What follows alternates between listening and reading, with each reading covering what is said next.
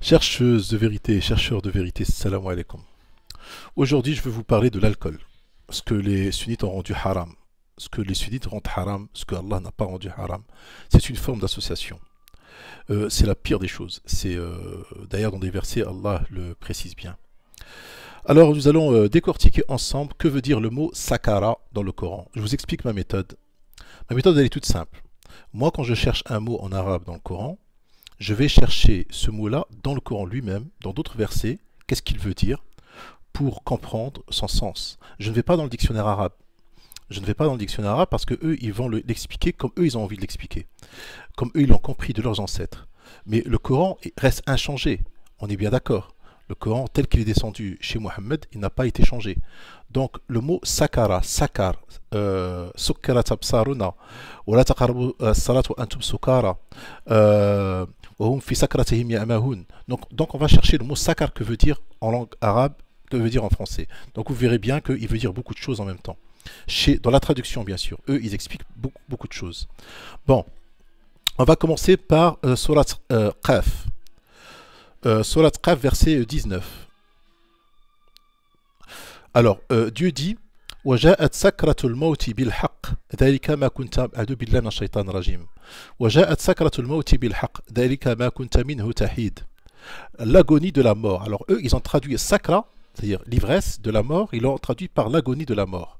Alors que le mot sakar, un mot est égal à un sens. Sakar ça veut dire ivresse, ivresse de la mort. Donc le mot sakar ici ils l'ont traduit par agonie. Donc c'est un moment où tu perds conscience. On est bien d'accord. On va aller maintenant dans une autre sourate Nisa. Alors, sourate Nisa, voilà. Ya ayyuhalladhina amanu la taqrabu as-salata wa antum sukara hatta ta'lamu ma taqulun wa la junuban illa abri sabila hatta taghtasilu ila akhir al-aya. Ô vous qui avez cru, ne vous approchez pas de la salate, n'approchez pas de la salate alors que vous êtes ivre. Alors là, wa antum sukara, que vous soyez en ivresse. En ivresse. On ne sait pas si tu peux être ivresse de cocaïne, tu peux être ivresse de shit, tu peux être ivresse comme dans l'Asie centrale d'opium, tu peux être l'ivresse, ça peut être aussi l'alcool, ça peut être n'importe quoi. C'est pour ça qu'Allah d'ailleurs, il a rajouté jusqu'à ce que vous sachiez ce que vous dites. Tu peux être ivre de fatigue. Imaginons que tu as fait une nuit blanche et tu décides de faire la prière. Tu as fait 2 nuits blanches et tu veux faire la prière. Tu sais même pas ce que tu dis, tellement que tu es fatigué. Ben, c'est une forme d'ivresse, je suis désolé. C'est pas que moi maintenant je pars dans la logique, je suis pragmatique. Parce que le Coran c'est un livre divin, il s'adresse à des gens qui sont pragmatiques, des gens qui réfléchissent. Maintenant on va aller dans le 3e verset. Al-Hijr, toujours le même. Toujours le même.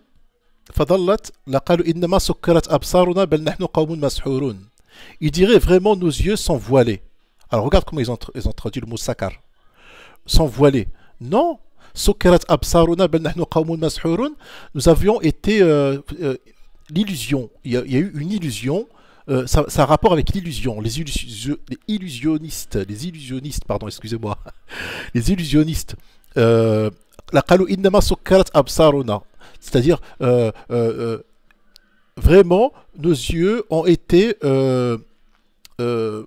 par illusion, mais plutôt nous sommes des gens ensorcelés.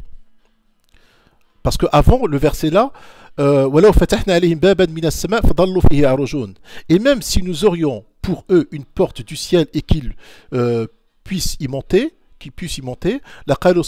Sokarat absaruna, ça ne veut pas dire, ça veut bien dire sokarat, c'est-à-dire illusion, c'est-à-dire. Alors sakar, ce qui veut dire que nous avons une perception des choses, et nous ne savons pas ce que nous disons, nous ne savons pas ce que nous voyons, ça a rapport avec les sens. Donc nous perdons le contrôle. Sakar, c'est ça. Nous perdons le contrôle. Ça n'a pas rapport avec l'alcool. Alors Allah il dit وَلَا تَقْرَبُوا الصَّلَاةَ وَأَنْتُمْ سُكَارَى.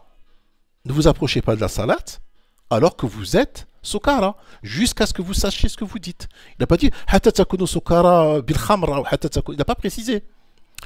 Alors, on va aller mettre Hijr dans un autre verset, c'est toujours dans le Hijr. لعمرك إنهم لفي سكرتهم يعمهون. Par ta vie, ils se confondèrent dans leur délire. Donc là encore, le sakra, ça a un rapport avec le délire. Fi sakratihim ya'mahun.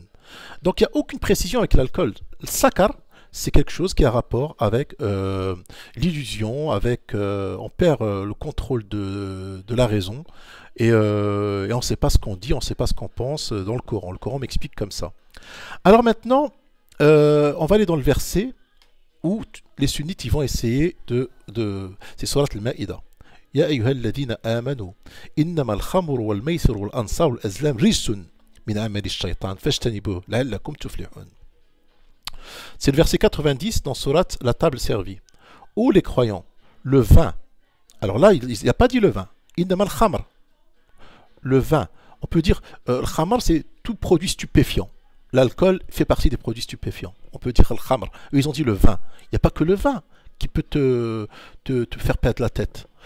Alors ils ont dit le vin. Ben non, le khamr c'est pas le vin, je suis désolé. Le khamr c'est tout ce qui te fait perdre la tête. Ou les croyants. Ya ayyuhal ladhina amanu. Alors, le vin, le jeu du hasard, alors moi je dis tout ce qui te fait perdre la tête, le jeu du hasard, les pierres dressées, les flèches de divination ne sont qu'une abomination, œuvre du diable. Écartez-vous-en. Alors, fajtanibouh. Alors, en langue arabe, écartez-vous de l'abomination. Il n'a pas dit écartez-vous du vin, du jeu du hasard, des pierres dressées. C'est de l'abomination que ça engendre. Fajtanibouh. الرجس يا أيها الذين آمنوا إنما الخمر والميسر والأنصاب والأزلام رجس فاجتنبوه. اجتنبوا الرجس. C'est pas اجتنبوا, c'est-à-dire ce que ça peut engendrer. Imaginons, je bois une bière. Je suis dangereux pour personne. Je ne peux pas faire de mal, je sais ce que je dis, je peux aller faire ma prière. Imaginons, je bois 20 bières. Je prends la voiture. D'accord? C'est ça le riche. Je prends la voiture, je roule en état d'ivresse, j'écrase quelqu'un, je le tue. Donc, adahoua riche. C'est-à-dire que consommer avec modération ne me l'a pas interdit Allah. Allah, il me dit juste de ajtanib, c'est-à-dire que d'éviter ces choses-là, parce que ça peut m'entraîner à commettre un crime. Ça peut par exemple, le jeu du hasard, ça peut m'entraîner à m'appauvrir, à affamer ma famille, parce que ça va devenir une dépendance. Parce qu'on peut remarquer que, par exemple, moi j'ai regardé une émission dans l'Asie du Sud-Est, chez les Pakistanais, il y a des pauvres gens qui sont bergers dans les montagnes, ils vivent que de ça, et il y a eu un homme qui leur a apporté de l'opium.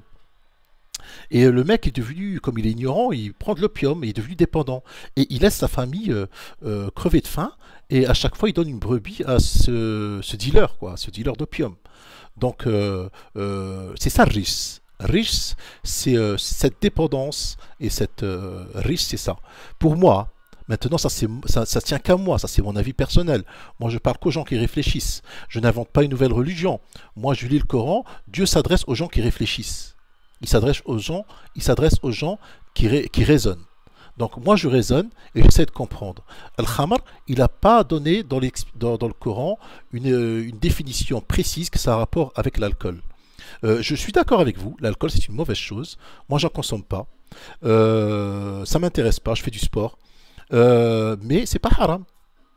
Le pire des haram, écoutez-moi bien, le pire des choses haram, mais vraiment le pire des choses haram, c'est de dire ce qui est haram alors qu'Allah l'a pas rendu haram.